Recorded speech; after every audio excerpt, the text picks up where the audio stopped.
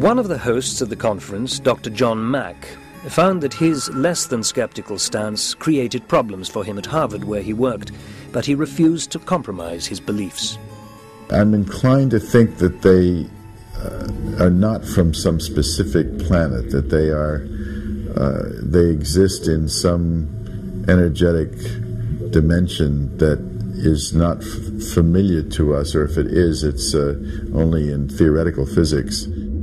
Does that mean it's not real? No. It means we've got to stretch our notions of what's real to include things that are much more subtle than what we're used to.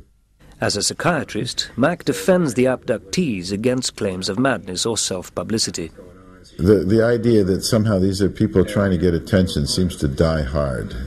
Yes, sure, there are a couple of authors that have had some success along with the trauma of this experience, but the vast majority of the people that have had these experiences gain nothing from it and are not seeking any sort of publicity, and in fact want to stay away from the media. From my personal evaluation of whether these people are making something up to try to get attention for themselves, no, they're not. Most of them really believe that these things happen. Most of them are struggling with the question of whether it's real or not, and they divide and switch back and forth. But if they conclude that it's real, it doesn't convince me as a scientist that it's real. There appears to be little doubt that the abductees believe that something has happened to them. Dr. Chris French is one who dismisses the alien theory, but is sympathetic to the abductees. Now, interestingly, the common reaction is to say that these people are just all barking mad.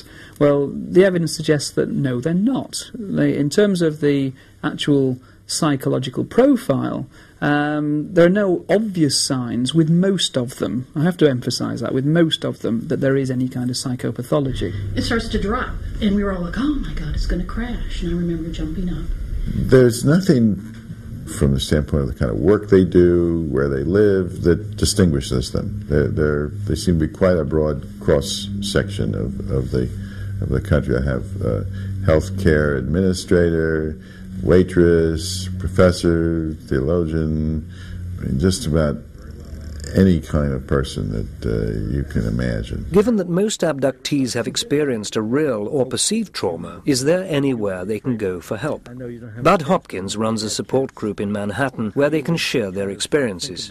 His assistant Peter Robbins explains. The main function of the support group is to be in a group dynamic where the other people have a shared experience with you, which immediately allows people to let down their guard a bit, discuss things more frankly than they might in a seemingly less safe situation, and have an opportunity for catharsis when necessary. Hey, maybe alien beings have really actually removed me from my place of residence and have done, I don't know what, In these support groups, there's very strong social pressure because initially the person might not be able to remember their own abduction experience, and yet all the people around them can. And to become a kind of full member of the group, again, there's a great social pressure to try and dig up that memory that by now you're convinced is really there. And that's exactly what, at the end of the day, they're able to do. If you're upset, it's a perfectly safe situation to be upset in, and that people do not judge you or think that you're strange because you've had experiences that the outside world might judge as unusual. I woke up paralyzed, and I could move my eyes. There was diffuse blue light in the room. I could see my clock radio over here with my eyes, and it was 3 o'clock, and I could see the light was outside. Whilst the support group is a forum for the sharing of conscious memory, most of it is at best fragmentary. Downstairs, the front door. They have snatches and snippets of memory, and it's that haunting question of what happened to me. I know something strange happened to me. Was it a dream? Am I just going crazy? What is it? They come to someone like me or Bud Hopkins or David Jacobs, and we begin to start investigating the case. Using hypnosis seems to be the only method we have of getting at what exactly occurred. Hopkins and fellow researchers advocate the use of hypnosis. Hypnosis, of course, has been the whipping boy of the skeptics because it's used very frequently in this. Hypnosis can very, very easily be misused. if a very clever interrogator can lead somebody in normal conversation, which we know if you watch lawyers in action, under hypnosis it's even easier to do that. Dr. David Jacobs, a colleague of Hopkins, believes that memories recovered under hypnosis, whilst not foolproof, can be checked for accuracy. We've learned to ask purposely misleading questions, and sometimes very subtly misleading questions, just to see if the abductee can be led. And I'll say to a child, or when they took you in that room, that big round room that you told me about, what did they give you to eat? Because they always give you something to eat. And, of course, they never give you something to eat. But the child will, if the child says, oh, we had a pizza, you know that the story is not exactly a stable story. It's asking the right questions in the right way at the right time. That takes years of training, we found. Can you see enough to make out any facial feature? It's got a pointed chin. Can hypnosis be misused? Of course it can. That isn't the question. The question is, can it be used? Can it be used by people who have learned how to use it properly? Can you help people? That's what it's all about. We want to know about this. Two victims of an episode of missing time are Peter and Diane Shepherd. To me, it's important, you know. They hope that hypnotic regression can uncover a mystery which happened to them in the early hours of the morning whilst driving back from friends more than 20 years ago. There is a pronounced dip in the road. It is pronounced. It's about 12 to 15 foot deep. There was nothing in the sky or in front of the car when we started going down the dip. But as the car levelled up, as it just rolled gently to the bottom of the dip, suddenly this light or object switched on in front of the car. I leaned forward on the dashboard of the car and I just said, oh my God. And that is the last thing that I actually remember. So I turned to look at her, and she had her hands on the dashboard and her eyes were wide open, her mouth was wide open, and she was completely motionless, just like a statue. I wanted to get out of there, but I couldn't do anything.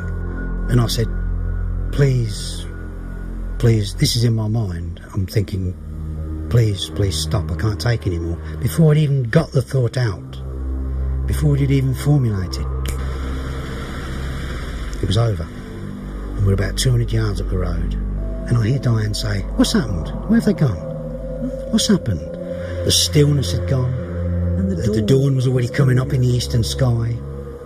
That was what made us aware that we had missing time. We'd We love want to to try know and fill about in this. the gap. We of want that to fill in this. missing time. I would definitely want to fill in this gap. Just allow them to float and dissipate and disappear in front of you.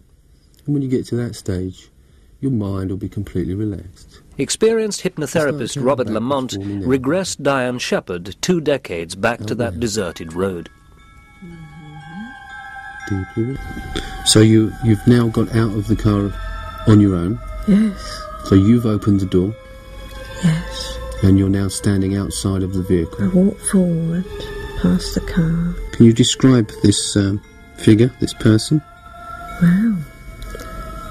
They're very tall, like I said, and they've got an enormous head, like an Egyptian. The large Egyptian head immediately struck a chord with me because, fortunately or unfortunately in this particular case, I'm fully aware that she had a chap called Terry Waters do a lecture for her a year previously, and she has got a copy of his book and his video, and right on the front of it is exactly the same description as she gave me yesterday of the large Egyptian head with the wide nose and the mouth. My being suddenly became with his being. The emotion was so overwhelming. It was the same feeling of when I was outside, except that it was just one. Author and arch-skeptic Phil Klass is not convinced by the value of these hypnotic techniques.